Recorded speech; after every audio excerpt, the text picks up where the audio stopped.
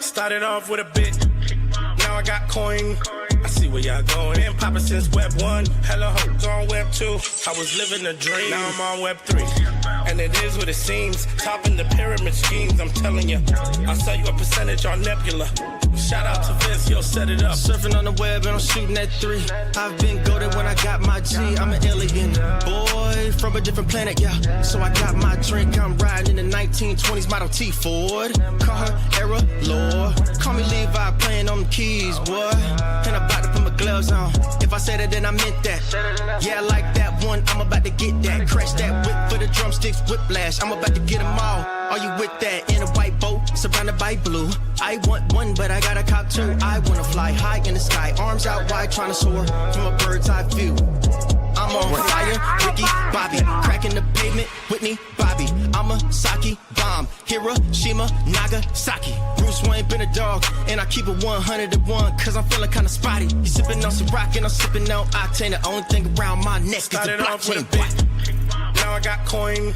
I see where y'all going. Been poppin' since Web 1, hella hoes on Web 2. I was living a dream, now I'm on Web 3. And it is what it seems, topping the pyramid schemes, I'm telling you. I'll sell you a percentage on Nebula. Shout out to Vince, he'll set it up. NFT, Twitter, blockchain. Seeing with the ghosts and we ballin' like LeBron James. Crypto. We can make a trade, get the memo. Refuse not falling for the FOMO. Listening to Coffee with Captain. You know we worldwide, they loco. I ain't never gonna stop rapping. Orlando, yeah, we working magic. We rocking Ethereum entities. I just went and caught me a half base. Man, I got a shout out Started to off with a bit, now I got coin. I see where y'all going. Been poppin' since Web 1, hella hoes on Web 2. I was living a dream, now I'm on Web 3. And it is what it seems, topping the pyramid schemes, I'm telling you. I'll sell you a percentage on Nebula.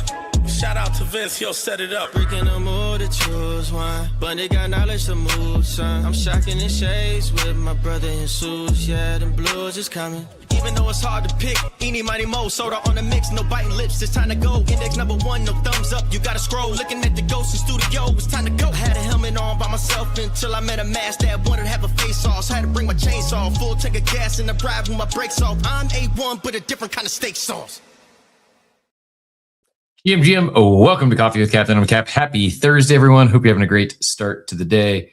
Appreciate all the early GMers helping us get things warmed up. We got Osiris, Machiavelli, Putting Prodigy, Zane, Mayhem, MKK, M8313. Welcome to the chat. Welcome to Coffee with Captain. We're live on X, audio, X video, Abstract, and YouTube. Those links are pinned up top or will be pinned up top shortly. For those that prefer the video feeds, we're live everywhere. So thanks so much for joining us. Appreciate you helping us get warmed up. We've got a lot to get into, and it's a Thursday, so you know what that means. We gotta get into most of it early. Here we got like an hour before the traders leave us for that other space that will remain nameless. It's becoming my arch rival. I'll say my friendly arch rival. It's going to remain nameless, just like we don't talk about that state up north. Us Buckeye fans don't. We're not going to talk about the other space that starts at 9 o'clock. We're full fading it. They've lost one Spaces fan, and instead of having myself and our audience join the show, we now compete against the other show because they decided to select the time slot that encroaches on our turf here. But such is life. We proceed ahead, and it's not a bit. I'm not joking. I'm not happy they chose the time slot, but I also I'm not going to FUD them. We just won't talk about them on Thursdays anymore. So their loss, and yeah, shame on all you traders. Machiavelli, looking at you, who leaves us at 9 o'clock and goes and joins out of the space. We all know what's there's no new news. We already know when Ape Fest is, so no reason to leave us. We're actually going to, every giveaway from now on forward, it's going to be between 9 o'clock and 10 o'clock on Thursday morning. So if you leave, you're missing out. You're opting out of all future giveaways. In all seriousness, not a giveaway yet, but do have something new, exciting, going to be rolling out today. And while on our end, the audience engagement and some new features aren't quite live yet. But honored, we've got, I think it might be the first third party to share this today, but we'll get things warmed up. I'll talk about that here in a bit. And like we were the first, like we're a beta tester, and we'll share that with you all here in a little bit. And then I think in the very near future, I saw on like the test kitchen, they have live some like a trivia and some audience engagement stuff, some gamification for you all. So excited to share that with you. And like I said, a lot to get into today. Things are pumping. I know. Okay, I got the last thing I need to post is the reminder links for the week. If you've not yet hit those, smash all the buttons, the likes, the reposts, the bookmarks. You know the deal. The one thing I was looking for was the reminder links. There we go. Reminder links for the week. Those are pinned up top as well. 2 more to go. Well, actually, 1 more to go. If you haven't hit the reminders, go hit Friday's reminder. And if you missed any other shows earlier this week, you can find those linked up top as well. Gia Maria, GM Riss.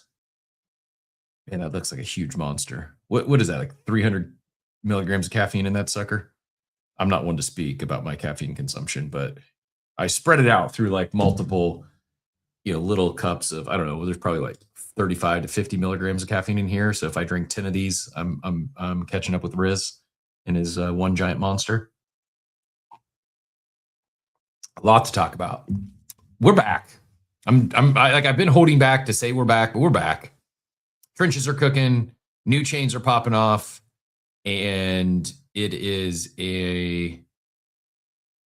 time to lock in, time to pay attention. Actually, even Mando, who I think was mostly like bearish up until recently, I think Mando has flipped to where he is full on bull.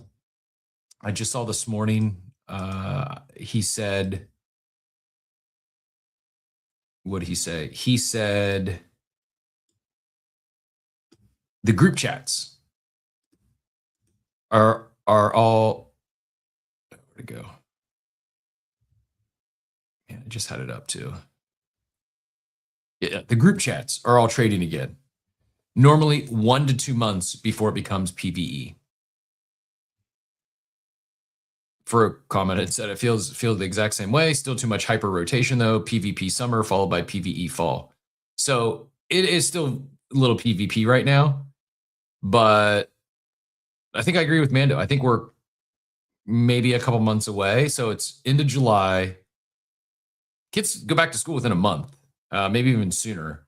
My daughter starts. I mean, they're moving. We move her in on August 18th.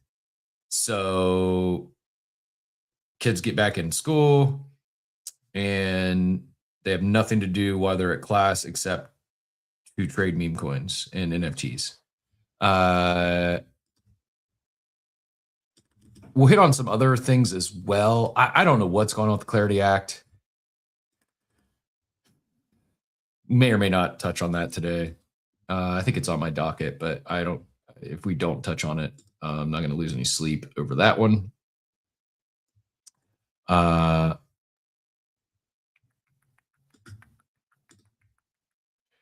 We've got more activity on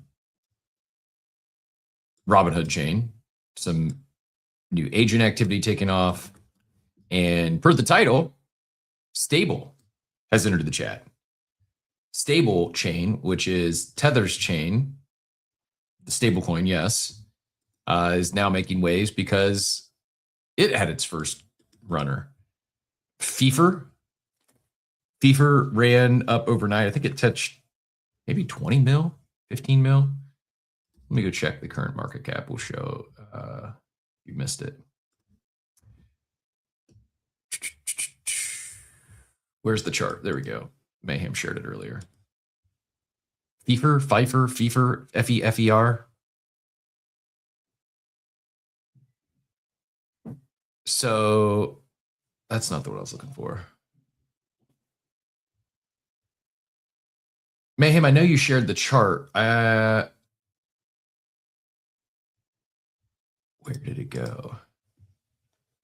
Not the. So there's already an NFT collection on this, and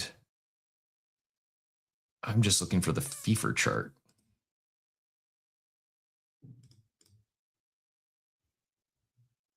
I see the DYOR is where to swap, but where do I find a chart? FIFA.fun? Yeah, that's where I went, and that's just the NFT, right? That's the current mint, the PFP mint. That's not what I want. Looking for the FIFA FIFO pump. There's the live chart. Okay, got it. Never mind. Currently at a $10 million market cap, and chart kind of sucks. I mean, it doesn't. There's not actually a chart. New tech. You know, things are cooking when it was kind of hard to bridge to. You think there's more than 35 milligrams in that cup? What do you think? 50, 85? What's an average cup of coffee? I don't even know. I should know this for having a, not only drinking copious amounts of coffee every day, but having a show named after it. I should be more informed on details, intricacies of coffee. This is the chart. That's not a chart, but at least gives you the price. Currently trading at basically a little over 1 penny, $500,000 of liquidity, $10.4 million market cap. Why it's not showing me an actual chart, I have no idea. Yeah, nothing's working. But it's showing 0 holders too. Like the whole thing just seems broken. I'm probably not in at a $10 million market cap. I don't know. This thing, it's worth paying attention to because it's definitely catching some momentum right now. Stable the chain, and Paulo, is that his name? Paulo, the founder of Tether, just tweeted about it. So you got Tether's founder tweeting about meme coins. You got Robinhood's founder tweeting about meme coins. And then with Coinbase or with Base, you've got Jesse coining that. I'm sorry. I'll stop. Fetter Fipper Flicked a Fecka Flickered Flippers. Say that 3 times fast, opportunist. I will stop picking on Jesse. But as we said yesterday, 8 ounces of coffee is 94 milligrams of caffeine. No way. That doesn't seem right. Chart died now that the NFT launched because you need Beefer to buy the NFT. There's a couple different NFT projects. Again, PvP. We're very much PvP right now.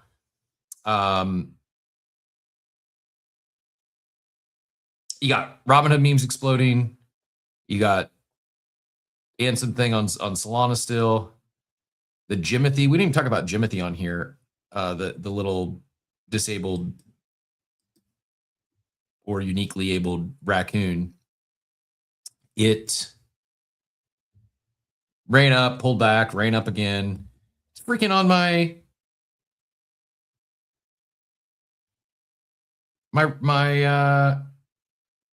what is it called?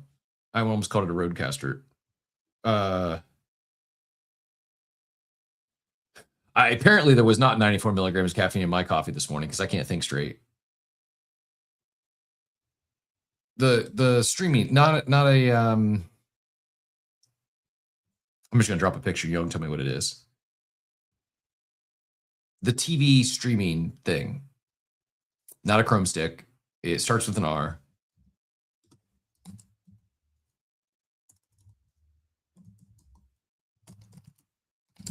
It's gonna bother me till we think of it. Roku. I knew it was an R. Roku. Jimothy made it into Roku. Did y'all see that?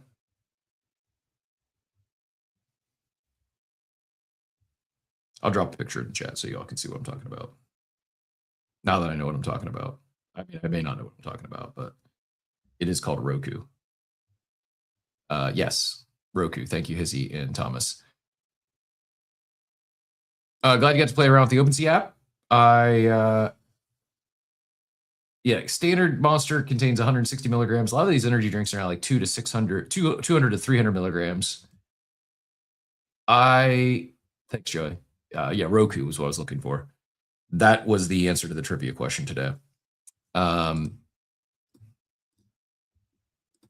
show you now what I was talking about. Risses is a mega monster, 24-ounce mega monster, which has 240 milligrams caffeine. Is today the day that BZ's launched on Solana? I see the thing was 80% yesterday, so we might have coffee with Captain on Solana tomorrow at this pace.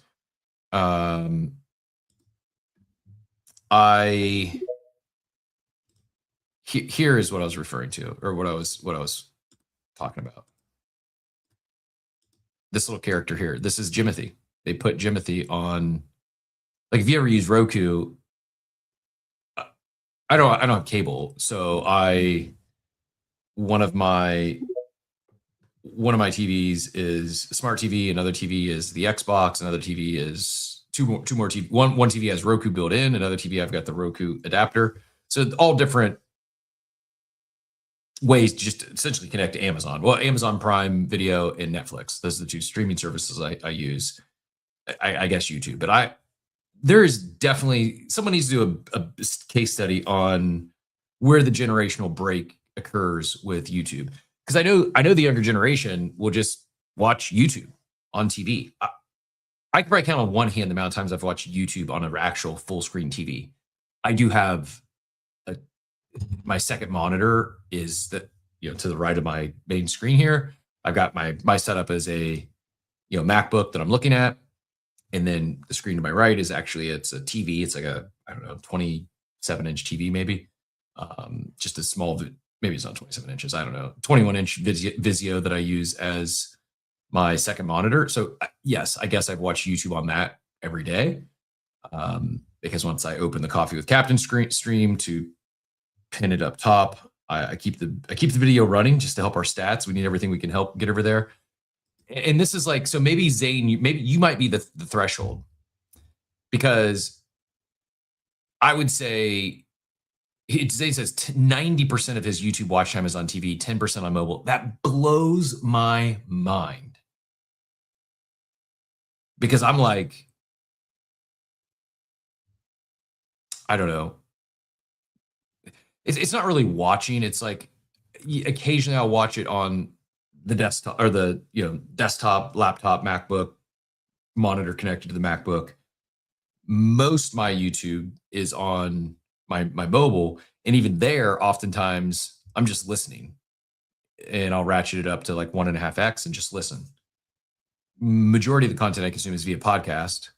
Oftentimes it's the YouTube live show that then they share the recording to podcasts, and I like multitasking when I'm consuming content, and so I just listen. If I'm watching TV, it's usually I don't use HBO Max though. I have HBO. I subscribe to HBO Max, but I never go to the HBO Max. Everything is through all my subscriptions, other than Netflix. I watch through Amazon Prime Video, including HBO Max. So I have like Prime Video has HBO Max. It's got Apple TV. I think like Peacock. And so it's not an age thing then, because Dort says he watches YouTube 75% on a 77-inch TV. Look at that humble brag. 77-inch TV. Sheesh. I remember when 77-inch TVs used to cost like 20 grand. Dort's actually old enough. His 77-inch TV might have cost 20 grand. Now you can go buy one at Costco for like $400. But yeah, I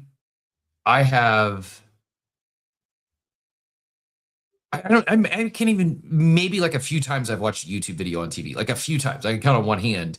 And then whereas Zane and Dort, their majority of their consumption's on a big TV.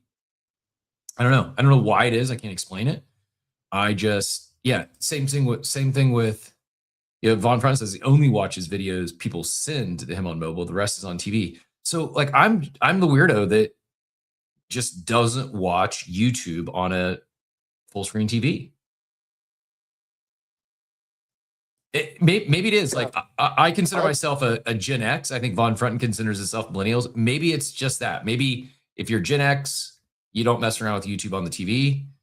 If you're a millennial, you watch YouTube on the TV. I think that's it. I think we solved it here this morning. Yeah, Dobbins, millennial, only watches YouTube on TV. How did that happen? We're reading the show Coffee with Unc. And why? Why do you all watch YouTube videos on TV?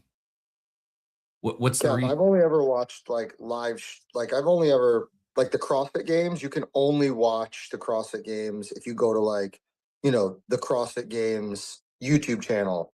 That's like the only way to watch it. So that's the only time I ever watch YouTube on a TV is because they're streaming some type of sporting event like the CrossFit Games, and that's the only way to watch it. And I just don't want to watch it on my phone. I'd rather watch it on TV. But I've never like watched a video like just a random YouTube video on my TV. I think it's awesome when you all share a screenshot that you're watching Coffee with Captain on your TV. Like that's cool. I just have never done it. And I don't know why. I don't have any reason. I just like, what do y'all watch on YouTube?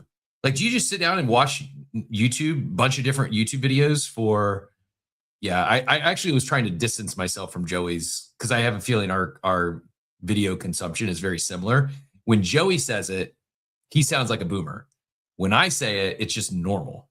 And when you all are talking about, aren't you older than me? You probably.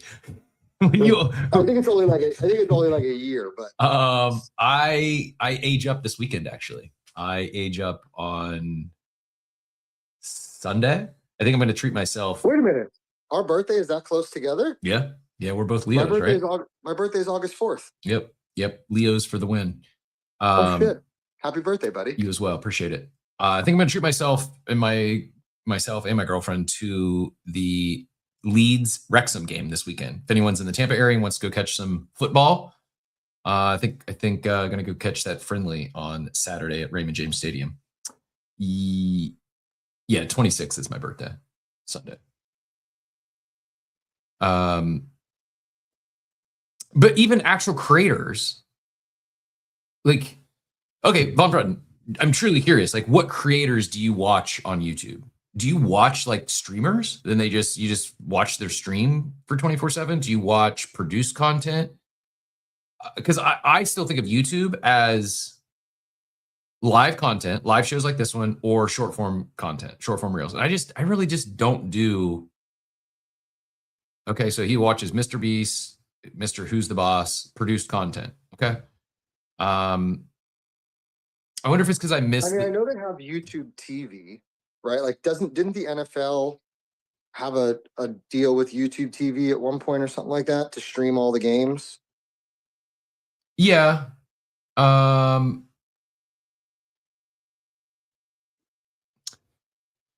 trying to think. Like sometimes you can rent movies on YouTube. That's like the only time. And for tutorials, that's when I'm usually on YouTube. Von Frunten's like 20-minute videos.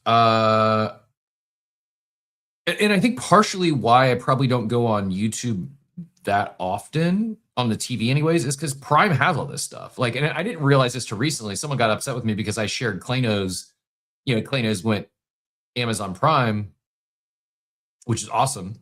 And then I saw they were also showing up in Apple TV, and it didn't get mad at me. They corrected me that they didn't launch on Apple TV. Apple TV is just an aggregator. So like, can you like the 20-minute videos you're watching, are those also on Apple TV or no? Like is Apple TV aggregating all of the YouTube content or just produced content? Also, don't you have to pay for Apple TV through Prime? I don't think so. I mean, maybe I have. Maybe I have a Prime. Might come with my Verizon. I mean, I don't know, but I don't pay.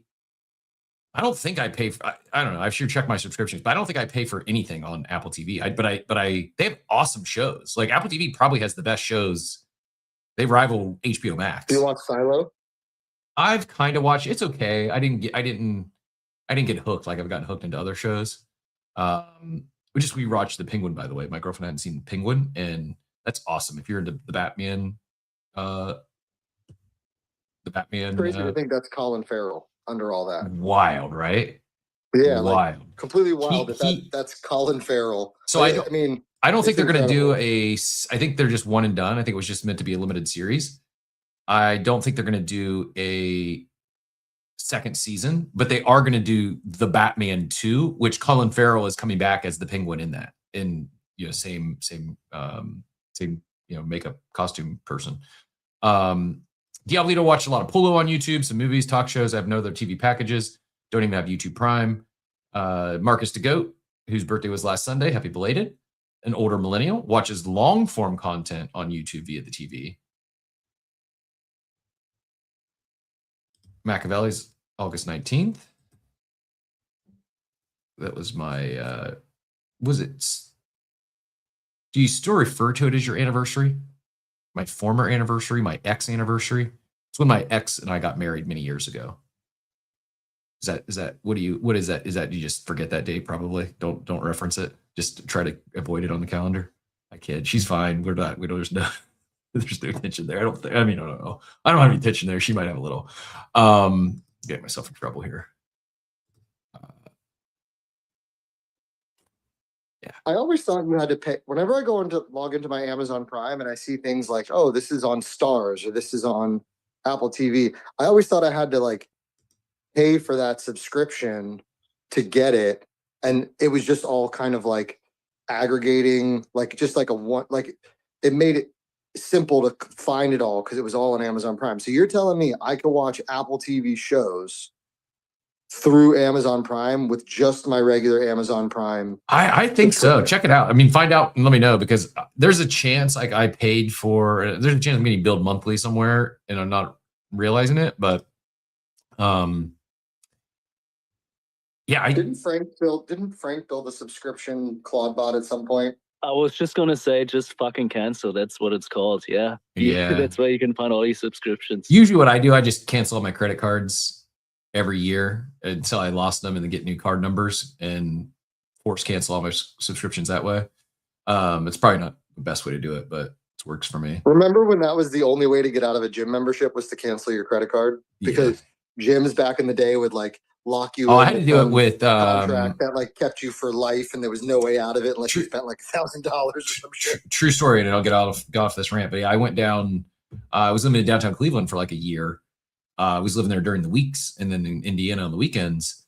And so I had a Planet Fitness membership. It was a close walking distance. It was actually a new one. It was decent.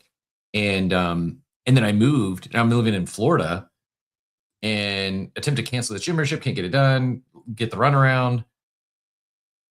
Not making this up. I had to go, like, they told me the only way to cancel it was to go in person to the gym that I created the membership at. I'm like, you don't understand. That's 1,500 miles away. I'm not going back to this gym. And like, sorry, we can't cancel it. Or like, you're going to have to get like a sworn affidavit notarized. I'm like, F you. Like, this is absurd. Like there should be some class action against gyms that do that. Like, it is absolutely egregious that you're not locked into contract, but if you want to stop paying, if you want to cancel, you got to go back into the physical location. They're like in 2026, get out of here. Anyways, I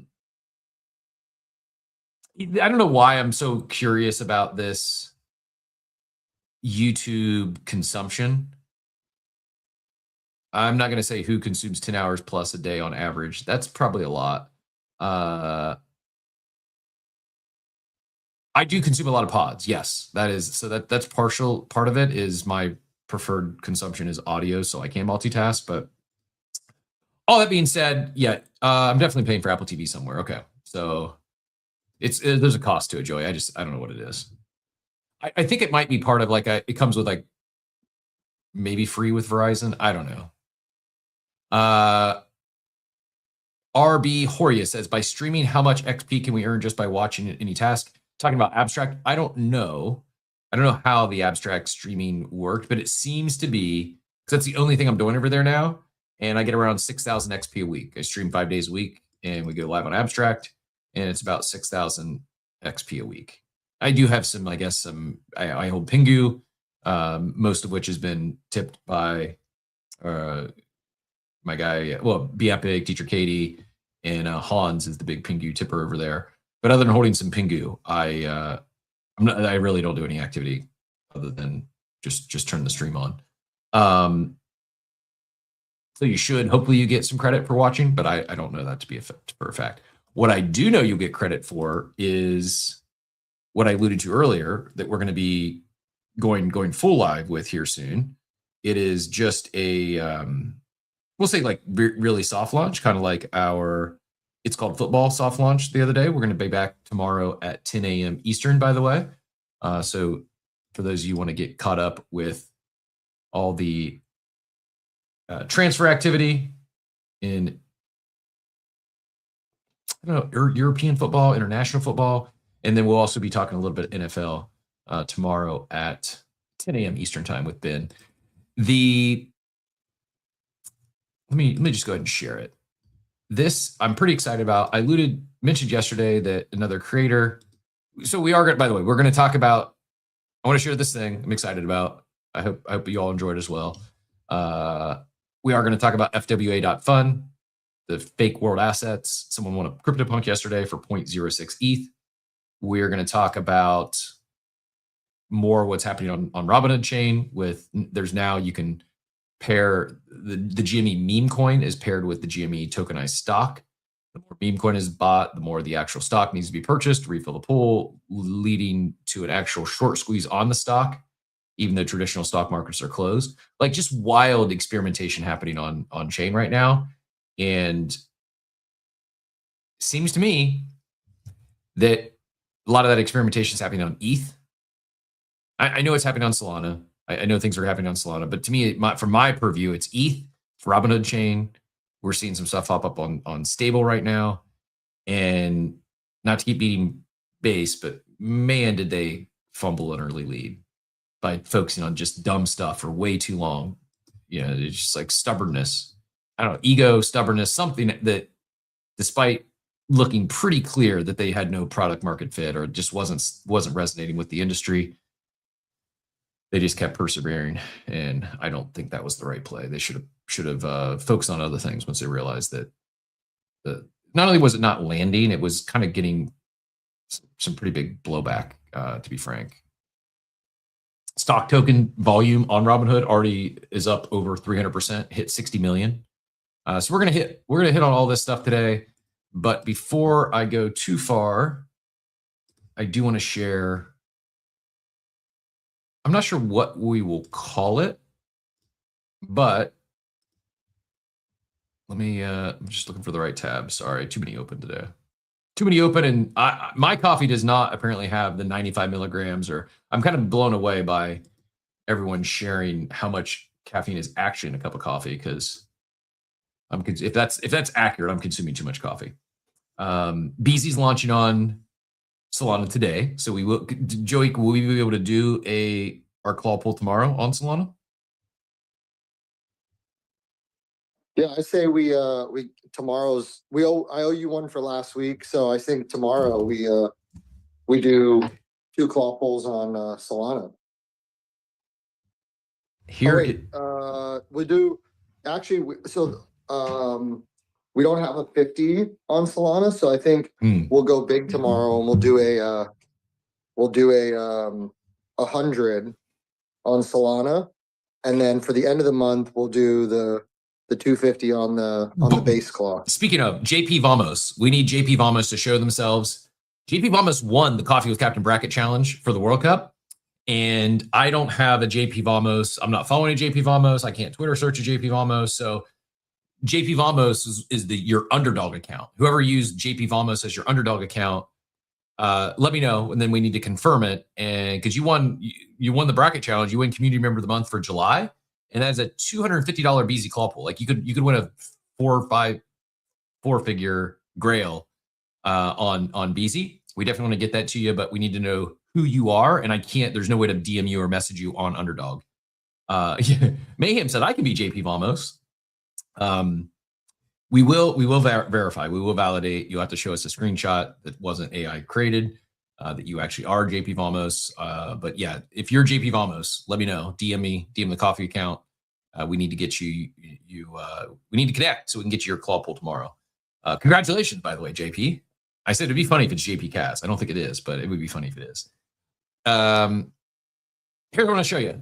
I am pumped, excited to be, grateful to be a beta tester. I think the very first beta tester. You might have seen it if you follow Easy. Easy launched something this past week. If you go to, I'll share the tab, but you can also see it yourself. If you go to buycapcoffee.com, it is a sponsor board. And I will do my best to explain it. Still early testing phase, but you can see here, people can buy a little square for $10. Like if you want to buy me coffee instead of a Pingu tip today, you can buy a square and put whatever brand, whatever logo, whatever image. You can buy the whole board for only $2.20. If someone buys the whole board, they get a feature on the show. As we go forward, we're going to be showing the board at the intros, at the outros, and then at the coffee break. So at least 3 displays per show. Let me show you Easy's board so you can see his. So this is Easy's board. NRG is Blondie's brand, Blondie's token, and Blondish, excuse me, Jesus. And so she did a full takeover, but you can see she took over the whole board. Someone bought, looks like one of the tabs. But the idea is it's a lower entry for if brands want to get some attention, get some eyeballs on their brand, their product, but yet aren't in the market for a full interview or to sponsor a segment or longer engagement. You can simply buy, one little square. You can purchase the whole bottom row, the center bar, or simply the whole board. It is live and working, and no obligation. No one has to buy anything. But we are going to. What are the dimensions, Cap? What do you mean? Like, is it like if somebody wanted to buy a square and there we go, live Brock. Like if somebody wanted to buy a square and produce a graphic. Gotcha. Is each one 1920 by 1064 or whatever? Yeah, the center one is 960 by 540. Standard placements are 480 by 270. And then the entire board is 1920 by 1080. And is this per show? So like you pay $10 per show? Until it could be longer than a show. It's until someone else, basically when someone takes a square for 10, then someone else can overtake it for, I believe it's a 20% premium. So someone like if someone bought this top right bar for 10, well, until the others are gone, they're most likely just going to get the ones for 10. But if let's say they're all gone, then someone can overtake that spot for a 20% premium. So someone could buy the whole board, right? You bought the whole top bar for $40. Yep. Somebody can take away the top bar for $48. Correct. And then it goes up. Anyone wants to take it over, it's a 20% premium. Every day it depreciates 5%. So if you buy it for $40 today, someone else wants it, they could buy it for $48. Tomorrow, I believe it would be $38.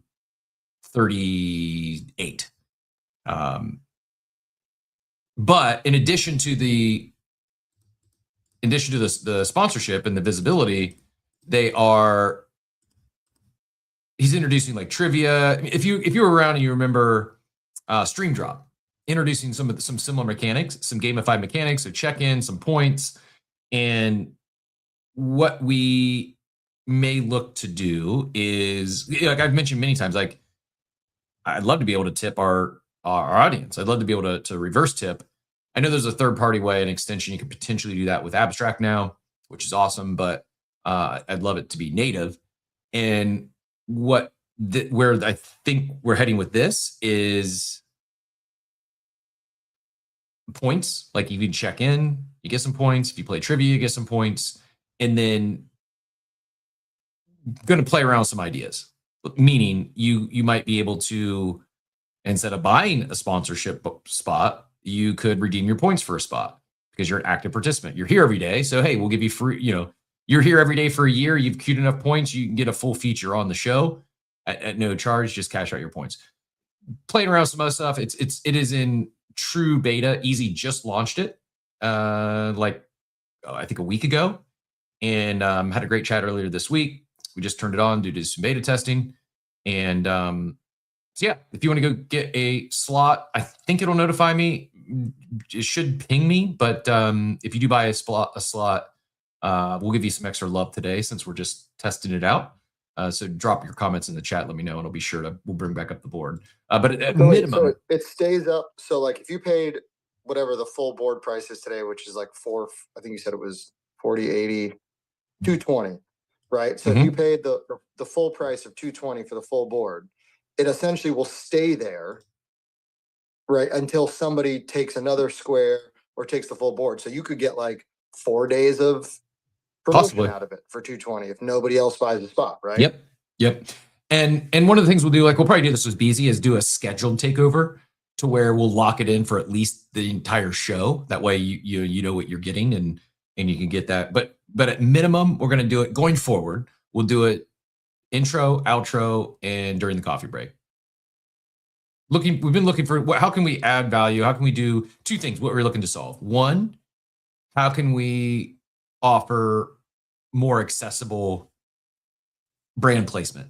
Whether it's a physical item behind me, a logo on screen, offer those opportunities for sponsors to get eyeballs on their brand, their product, their service, without having to do a full segment or do a full interview.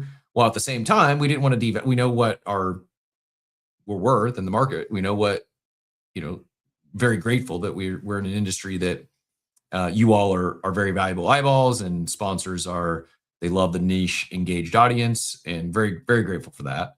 We don't want to devalue that or dilute or make our long-term sponsors like Doma, who are in a 12-month commitment with, feel like they're not getting, or they're overpaying. They're going to be there. There's levels to this, and someone like that we're in a 12-month or a 3-month engagement with is going to, the sponsor interviews and stuff that come with that. It's it's a full hour. It's multiple mentions, where this is a lighter. So don't feel as like, hey, if you even take over the whole board, you're not going to get as much love as someone like Doma does. But we've been looking for ways to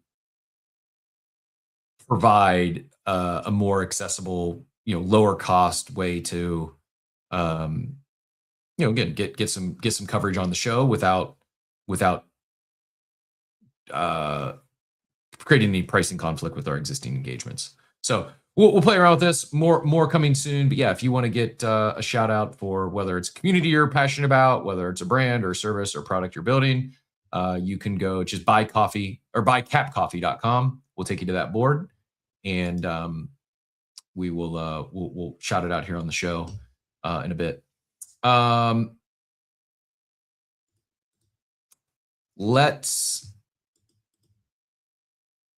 Riss has a meeting. You can use free SBS tickets for paid promo. Using all my free tickets. I'm not sure what you mean by that. You can use free SBS tickets for paid promos. I'm not following. But good luck in the meeting. We'll have to chat later. I'm not sure exactly what you mean there. Thomas, what you missed is a sponsor board. Buycapcoffee.com, and you can get some love, some impressions on the show for as little as $10. Take over the whole board, the whole page for $220. I don't think I have decaf coffee in the house, so I don't think that was the case. Joey, congrats on the Solana launch. That is exciting. That's what we should make the board, is Zane's whiteboard. Yep. $220. You can fund it yourself on Frontin. We need real live updates though if we're going to do Zane's whiteboard, I feel. Let's hit on some news items here before I know we got 15 minutes before the traders leave us, unfortunately. Shake my head at Machiavelli every time I look out there and see him in the audience. The average cup of 8 ounce. The American Heart Association is now recommending 5 cups coffee per day, so it can actually help with cardiovascular disease. Like it's encouraged. Maybe encourage is the exact words they used, but I absolutely, JP Vamos, I'm realizing that my caffeine tolerance is probably too high. Yes. Hey, Cap, can you put a video on the board or just a still picture? That's a great question. I think it's Sorry just to a interrupt still. your No, coffee great, talk. great question. I think it is. Pretty sure it's just a still for now. It is, as of now, it is. You can do a GIF. You can do a PNG, a JPEG, a GIF, up to 2 megabytes, or a text card. So I think it would be limited to a GIF today. I've not seen a GIF on the board, but yes, you can do a GIF, and I'll ask about videos. I'm not aware. I don't think you can yet, but I will ask about it. Again, keep in mind it's secure. It is you can. It's on chain, Solana or ETH, and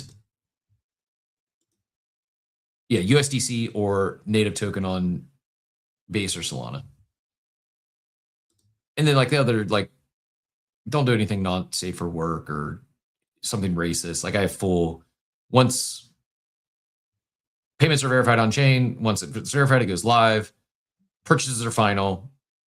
As soon as it confirms, you post a scam, something not safe for work or heinous content, it'll be removed without refund. My call's final. So it's don't try to pull a fast one. You'll just be basically donating money. That is kind of a big deal, Joey. Congrats. Solana changing their PFP. Pretty incredible. And this is a big deal because, am I right in saying, Joey, this is not the first gotcha on Solana? There's other gotchas on Solana, right? Yeah, the big one is Collector Crypt. They're an awesome team. They've been crushing it over there they're the first, if I remember correctly, they are the first gotcha on Solana. And then there's been some that have come since then, but they're a great team that's been killing it on Solana for a while. But I don't think I saw Solana change their PFP to the Collector Crypt logo. I don't think so either. You may not want to PvP it and dunk on Collector Crypt, but I'll make it a little PvP. I kid, but no. I was thinking, because this video that's showing up would perfectly fit in that center sponsor, but I was like, I wonder if we could do a video.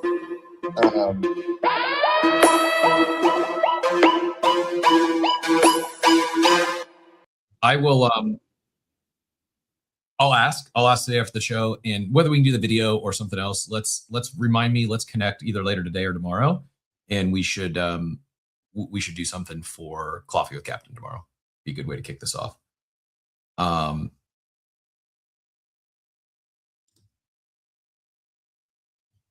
Was it that loud? I don't know what's going on with it. The video was loud. Yeah, it was loud. I'm gonna have to play around with some settings because it shouldn't be. All my bars everything is supposed to be leveled out. So if I start yelling, it cuts me off. It stops. If I'm speaking really highly educated and intelligent when it comes to soundboards and mixers and audio stuff. But the slider bar, now if I move it down, I'm yelling just as loud, but you can't hear me because I had the bar moved all the way down. All the bars are set equal, so that shouldn't be happening. Something's off. Although I do see, it looks like the feed coming from the computer is not getting anywhere near. It's weird. It actually look on my end. It looks like it's it's soft. It looks like it's not nearly as loud as me, but you all are saying it's louder than me. So I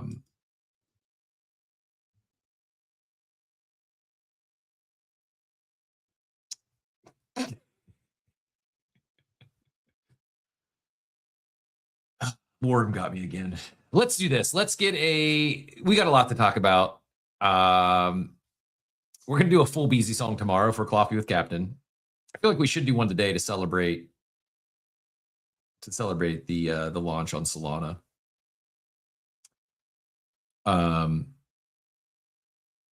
Katie says Apple TV comes with Amazon Prime. Is that what you're talking about, Katie? I know there's probably a subscription or two that I'm not aware I pay for every month, but I don't think there's many. I think I would. That doesn't make sense. She's saying Amazon Prime comes with Apple TV, or Apple TV. No, Apple TV comes with Amazon Prime. Really? I think so. I definitely pay for Amazon Prime. I know that. Well, you don't pay for Amazon Prime, right? Amazon Prime TV is included in your Prime membership. Exactly. I pay for Prime, which therefore I get Prime Video, and I'm pretty sure Apple TV comes with it. Check me on this, but I really don't think that I'm paying for an Amazon Prime or an Apple TV subscription. I'm not claiming audio expertise after 12 No, it does not. Does not. Apple TV is not free with an Amazon Prime membership. There are two separate streaming services. However, as a Prime member, you can conveniently subscribe to Apple TV as an add-on channel directly through your Prime Video account. Once added, you can browse and watch all Apple TV original content and live sports without ever leaving the Prime Video app. So it's just housed within the Prime Video. So I guess they made it same with Paramount and whatever else that you find inside of Prime Video. So they made a deal where all of it can live in Prime Video for easy access, but you still have to subscribe to Apple TV, Paramount, Stars, whatever, all those things that you see inside of. Yep. We'll get to the bottom of this today. This has inspired me. I'm going to go cancel all my cards and get new ones. And we'll get to the bottom of this real quick because you all say I'm paying for it. Payne's betting on it. I will. Yeah, credit cards getting nerfed today. I think this was years ago. I'm pretty sure I told this on the show, but the last time I got surprised, it wasn't a subscription. Last time I got surprised by an expense I didn't realize I was paying for wasn't even on my car. It was on my. I was working. I was still transitioning the phone repair brand, so I was on corporate payroll, and I just got back from a trip traveling, and I put my card on my Starbucks app. It's legit business expense. Until the next month, I go to submit my expense report, and I kid you not, I had $350 of Starbucks charges on there. I'm like, what? And it was my daughter. My daughter had spent $350 at Starbucks the prior month. She was a teenager in high school at the time. She spent $350 at Starbucks, and I didn't even know about it. They're like, Chris, do you have receipts for all these Starbucks? I'm like, fuck, I'll just pay for it. My bad. But yeah, that's a core memory. Thanks for the reminder, credit card cancellation day. It's probably good. It's probably good best practice. Everyone should just have a credit card cancellation day once a year. Clear your subs or go pay for Frank's thing. All that said, 8:54. I've got to get to some news here before. See, Proof Alpha Degen, he won't leave us. Proof Alpha Degen's a loyal one. He's not going to go over to that other show. Dort, also a loyal one. He may put a different ear pod in each ear, and he'll go support the show, but he's not going to leave us. Machiavelli will stay here and usually he's on stage just to clout farm while he actually goes and actively participates in that other show that will remain nameless. But I'm going to start taking notes. I'm going to start taking screenshots of this chat. I may pull up the other chat and see who the cheaters are. And yep.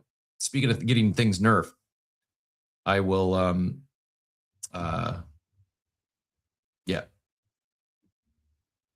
Appreciate you being here, Quest Machine.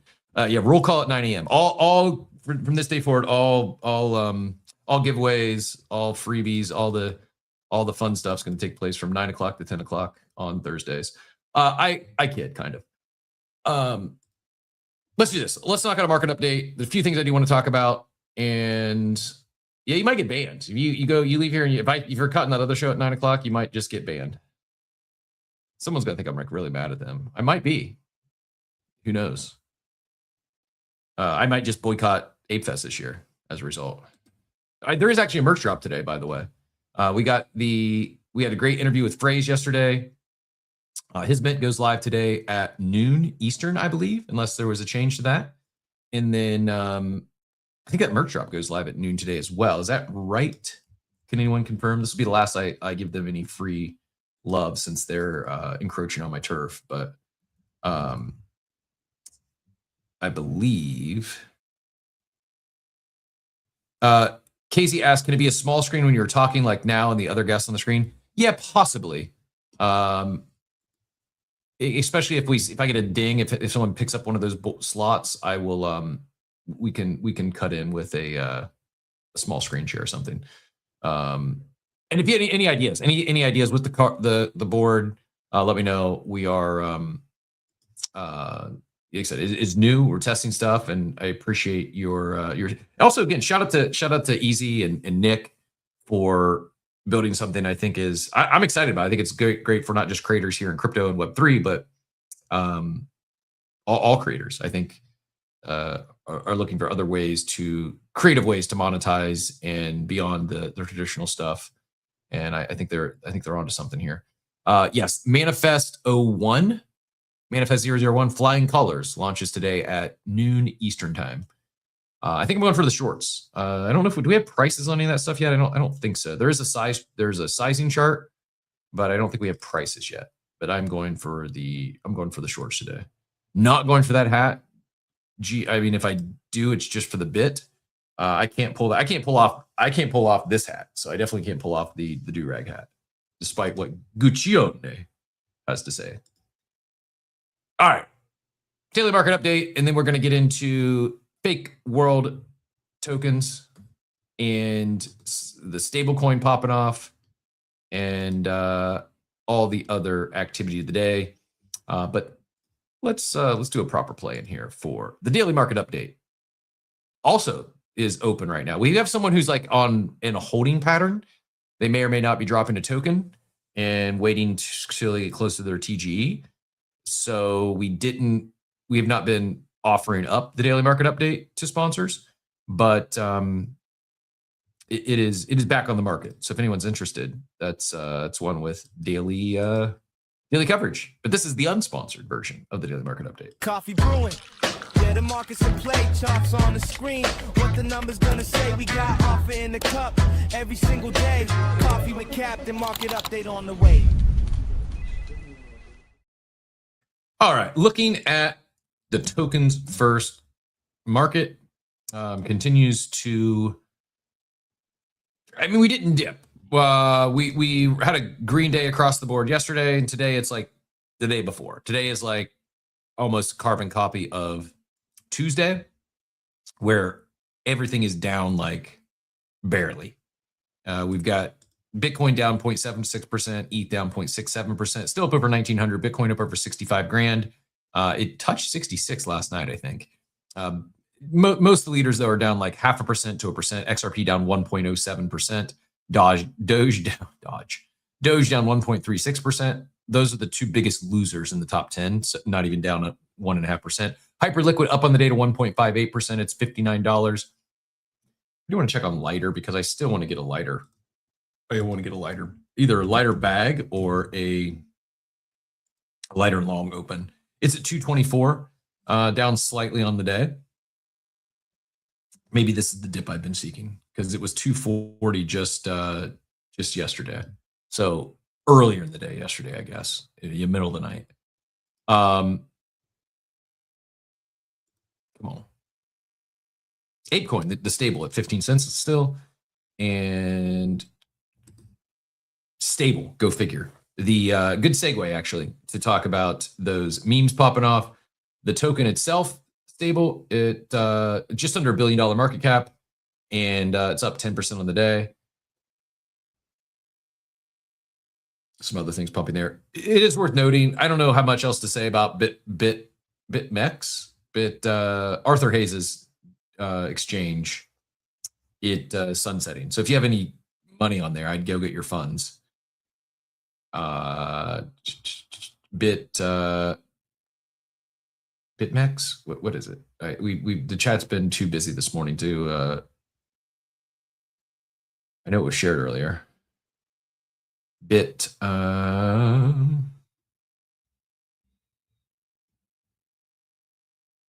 think it's just BitMEX. It is BitMEX, yes.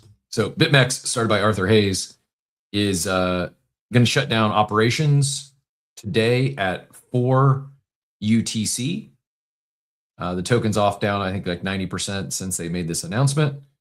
And says the owner and operator of BitMEX, HDR Global Trading Limited, has made the difficult decision to close operations. I wonder if Arthur got liquidated and needed to cash out. I've never used BitMEX, but yeah, if you have funds over there, go get your funds. It is sunsetting today, and I think your funds are probably safe, but I would not. No reason to keep them on there. Risk replied, SBS has paid draft tickets and free tickets. Last year, there was only one bucket, the ones you buy, and the ones you get a free ticket from, a wheel spin or promo. Those are marked as free. Free tickets are good to draft. You just can't win more free tickets from free tickets, except this week. It's still confusing to me. I don't know why I'm not understanding what it is, but if you have free tickets, I guess you got to use them this week. But you don't have to. I don't know. It's confusing to me, Riz. Sorry, I'm just not. Again, maybe I've not had my 500 milligrams of caffeine that I'm supposed to have every day. Let's look at NFTs. We'll finish out this daily market update, and then we'll come back to stable and talk about the memes cooking, and we'll also talk about. I really want to get into fake world assets because new experiment doing some things on ETH mainnet. But looking at NFTs, let's sort by one-day volume here. Courtyard had a big day, $500,000 in volume. Punks flat on the day, still 32 ETH. Apes basically flat, 8.61. Hypers up 1%. 10,000 tokens up 60%. This is one of the projects from TokenWorks, which also launched FWA. I don't know if there's any tie-in from 10,000 tokens to FWA. I think it's just probably pumping on the momentum, the eyeballs. Pudgy's down 1% to 4.11. Wonkies did some volume, looks like a new mint. Azuki up 4% to 0.93. Stockbrokers down 11% to 1.23. VFriends up 0.5% to 1.69. Mutants down 0.5% to 1.289. Just Tunes down to 0.0383. Poyo down 50% to 0.04. Normies up 8% to 0.37. Milady's up 1%. Cash Cat down 18%. Creeps, that was the big news of the day, up 77% after being acquired by, I want to say it was acquired. Why did Capybara's pump 96%? Does anyone know? Did Kaito announce something? Nakamigo's also up 10%. MFR's up 16%. Cryptode's up 18%. Love to see that. Doodle's up 2%. I will on-chain hoodies down again, 31%. Gimbo's up 8%. I want to go to Creeps, but does anyone know why Yappy Bars? Did Kaito announce something? Why Yappy Bars pumped and had 44 sales? Creeps had 39 sales, and it was, so they say backing. I'm not sure exactly. This is the announcement from Creeps. I'll pin this up top so if anyone wants to see it. But Creeps says, today we're pumped to share that Unserious Inc. has acquired Creeps. With backing from Adam Weitzman and continued support from the Creeps founders through this transition, Creeps enters a new chapter led by the team with deep expertise in brand building across crypto, consumer, and entertainment. The Unserious team brings experience leading major strategic launches from numerous projects, most notably on ApeCoin, one of the largest token launches in crypto history. The next chapter also marks the return of Cychrome at the helm of IP development for Creeps. I think it was one of the founders. a globally exhibited artist with the commercial collaborations spanning Nike, Salomon, SneakerCon, Staple, Disney, Warner Brothers, and Rovio. We're excited for the future of Creeps with all the chaos we have in store. We'd also like to take this opportunity to deny the existence of lizard people, their evil activities, and our plans for world domination. Does anyone... So I read this as Adam... Maybe his funding got him on the cap table at Unserious. Maybe it was could have been a convertible note, could have just been debt financing. I'm not sure if he's on the team, on the Unserious team, or the cap table, or just backed him with some funds. But Unserious, an on-chain entertainment company reimagining the future of decentralized brands, having worked with ApeCoin, Rect, WorldStar, Animoca, Happy Dad, Gel Blasters, and Ubisoft. Our leadership team sits at the intersection of Web3, IP, CPG, entertainment. It's our bread and butter. We believe the next big thing often starts out looking like a toy. Play is how people explore new worlds, identities, communities, technologies before the rest take seriously. What begins as entertainment can become culture. What begins as character become a universe. What begins as internet community can become a globally recognized brand. Creeps is our flagship IP under Unserious, our Mickey Mouse. Our job isn't done until it becomes what everyone who stuck around always believes it could be.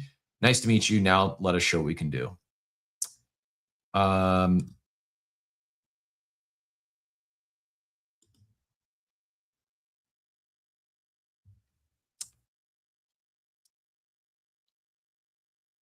Adam has nothing to do with Unserious. Are you sure? I think I read that as more than he just bought some creeps. I think it's more than like, yes, I know Adam buys a lot of NFTs and will support collections by making big buys. I read that as that he is it's deeper than that. I don't think it was just him buying some creeps. He had bought creeps previously. And so I think oh, well, the website's not up yet. I'm curious, like who are the people on the team? Are they doxxed? Or are these anonymous founders just telling us all the great stuff they've done? I'm not knocking. I just don't know.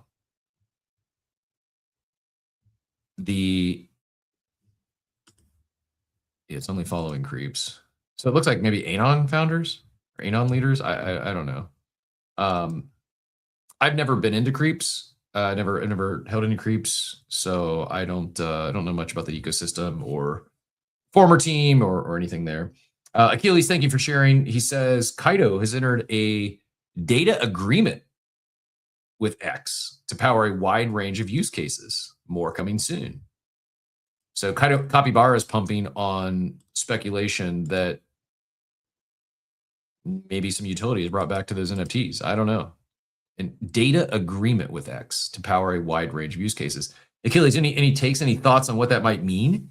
Do you think this is, I don't know, could it be a, like, do you think we might see an InfoFi version 2 where they allow them to use the algorithm because they now entered into this data agreement? Is that what people are speculating maybe? I don't see any big, yeah, Tut saying InfoFi is back.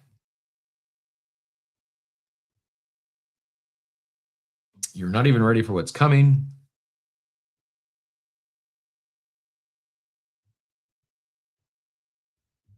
Interesting. Well, we will see. More details coming soon. Congrats to those that, yeah, as soon as I said the ICO quote tweeted, it said InfoFi 2 might actually come back.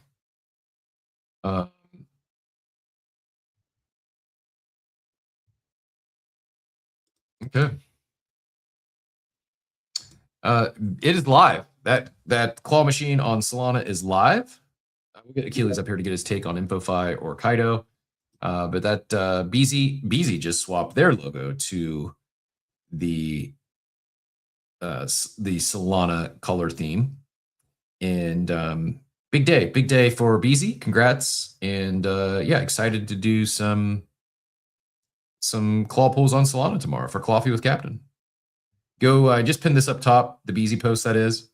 Go give them some love on their big day if you don't mind. And Achilles, thoughts on what does this mean? What does the Kaito announcement mean? Do we think InfoFi 2 is InfoFi season 2 is actually going to be a thing? So, first of all, hi, Cap Jam. Gian. So what I read and had a few conversations with some of the holders, so not the team, is that they might be getting back some kind of API access that gives them data. So that gives them data so they could re-trigger those yaps that we were gathering at the time with a few restrictions. So with a few restrictions where X would kind of retain some level of control, not like before. Before they had literally open access, and that basically triggered the speculation that we're coming back to the Yap era. So you're going to be able to get Yaps on your profiles. And in the past months, they've been really working on kind of filtering creators, so you could claim your Kaito profile again. And they kind of ranked you as a crypto person or a stocks person. So they kind of have these two major categories where you have the crypto, the Web3 world, and then the literally TradFi, stocks, economy, etc. So I think the speculation is because at the time, if you had your a Yapibara, you would get a boost on the number of yaps you would get. So that's what kind of triggered this, that maybe you'd still have that access and that boost, and then buying those Yapibaras made sense, especially that if you look at unique holders, you have around 66% of unique holders, around 900 and I think 960 wallets or 62 wallets out of 1,500 total supply of Yapibaras. So the kind of the distribution is extremely healthy, extremely good. And if you look at the top holders, the biggest holder has like maybe 15 or 20 Yapibaras, which is pretty low compared to like other collections. So that's, I think, what triggered the speculation and brought it up like it doubled the price of Yappies. I mean, makes sense. Did you go hard on, I don't remember, did you go hard on Kaito during the first phase? Yeah, I especially the Yapibaras, I was the second biggest holder. That's what I was thinking. Yeah, right. At some point, I had the Azuki Rare one that I had revealed. I was very heavy on Yapibaras. I had even a conversation directly with the team. We had a group, etc. We were discussing, and they did. To be honest, we asked for stuff, especially for NFT holders, and they did those badges and they gave utility to the NFTs. They did a really good job in integrating those NFTs into the ecosystem. It took time. It wasn't like directly it wasn't straight on. But in the last phases before X kind of blocked them, they did a good job in pushing those NFTs. And I think if they have access again, then I think this could be a good thing. This could be really solid because they know how it works. They've learned from previous experiences. I hold no affiliation to the team or the project, but nor do I hold any Kaitos or Yapibaras at this point. But yeah, I mean, that I think it could be positive. Yeah, I do as well. I don't want to get my hopes up, but I don't know if conceptually or theoretically is the right word here, but like conceptually, I loved it. I think InfoFi in its purest form was a home run and made sense to me where it was going to expand far beyond crypto Twitter. I understand it got sloppy and you brought in the farmers and X was probably in the right to make the change. The timeline looks a lot cleaner since they've done it. And one thing that I like that Zeet has done is they've evolved into like a third-party loyalty rewards program where they're rewarding activity in the protocol, the on-chain activity, not just what you're talking about on the timeline. I'd love to see, like, I guess where I net out, Achilles, is I'd love to see whether it's Zeet or Kaito or Wallchain or all of them. I'd love to see InfoFi platform that doesn't have slop, that doesn't get farmed, that really rewards people for stuff they're actually talking. And I know it's like much easier said than done. I know it's like as soon as you tie incentives, then you know, often it's not just InfoFi, but often, I mean, we see this all the time here in pre-TGE or points or, you know, the farming situations where, you know, incentivizes, like it can break things. It makes it not great. And people who have that don't use the platform, they have no capital on the platform, they just simply are writing AI slop threads on the timeline to get points, get the token, immediately dump the token. No one's winning there. It's bad for the brands.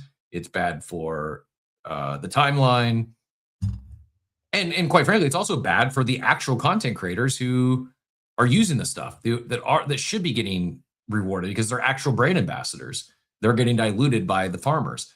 I don't know how you solve it, but again, the concept of it, if it can be done without the slop, it's exciting. Like there's really something there. And there was a point in Kaito's journey.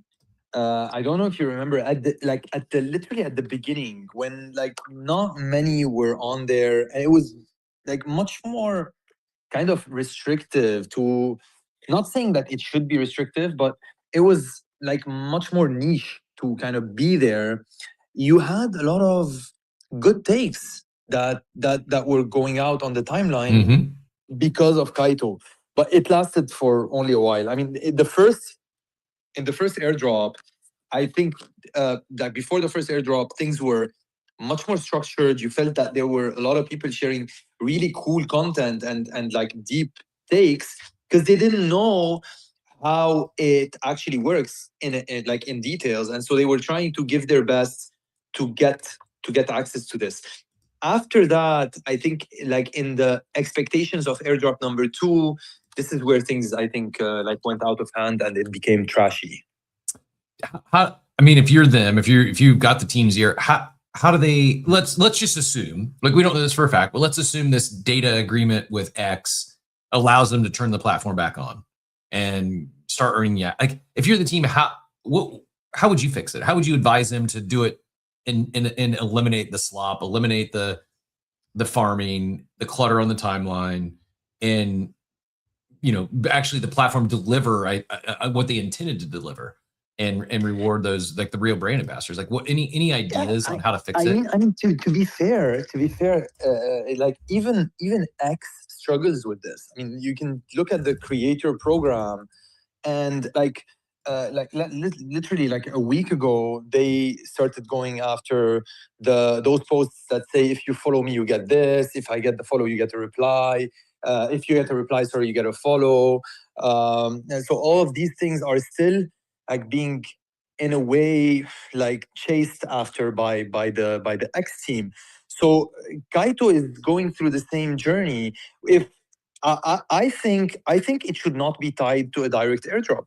I mean, the biggest I think the biggest thing that pushes people to just create low-level things just to create is the expectation that if I push out anything, I'm gonna get points, and that's really bad. I mean, people like you, Cap, or Steve, or like all of or Joey, like all of the people that have been there, I think their profiles should be really, in a way, I think ranked. If I'm not sure if I'm using the right word, but kind of ranked to showcase really the quality of the content that you already put out, because you're not gonna be putting like trash on the timeline just for the points, because you've built your reputation for the past like 5 years on this platform, so you're not gonna ruin it for any airdrop.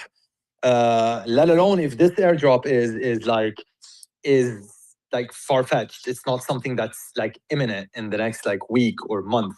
So you're gonna wanna keep doing that content, and at the same time get rewarded for that content, because it's more alignment.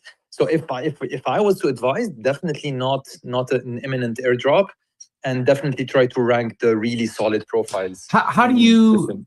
So if no airdrop, if no incentives, you're saying just like the ranking itself, like help me understand that. Like if there's no incentives, why are people going to care about it? Yeah, so I think it should be a long-term incentive. So maybe a 6-month thing, maybe a 1-year thing. Mm-hmm. So people keep doing what they do, and then potentially expecting that at some point they could get something without over expecting. So kind of try to calibrate that, in my opinion, on the longer run, because that's how X does it. Like you get your revenue, your rev share on the ads and stuff, but this is like $100, sometimes $200, sometimes $300, and that's fine. You don't have to expect like thousands and thousands of dollars. Remember the first Kaito airdrop, some people like were airdropped like $10,000, $20,000. So the second batch started expecting those numbers, and I think this is where it flopped. It does. I mean, and that's, I think, part of the problem with a lot of crypto is our and we talked about it yesterday, is like so many expectations are broken from mania, are broken from 5-6 figure airdrops. It's just not realistic. It's not like, it's crazy. Like, might it happen again? Yeah, it could, but to be expecting that is just not realistic. You know, we were talking about the proof pass, and like it's just virtually impossible for them to deliver any sort of like real financial return on a $400,000 art pass. Like, come on, what were we doing? It's not Proof's fault, but it's like we things got so hot, and while price is corrected, I don't think expectations have for many. I think many still have these crazy expectations. And while I am excited about Kaito, would I like a 5-figure airdrop? Sure, but I don't think it's not what I'm expecting. I don't think it's realistic, at least not like every other month. Like maybe to your point, if it's an annual thing, and then and I think there also has to be probably some lack of transparency to it, if that makes sense. Like I think part of the problem is like when it's points or yaps or whatever you want to call it, and there's leaderboards, I think that also leads to people gaming the system because of the speculation and the expectations that are out of whack.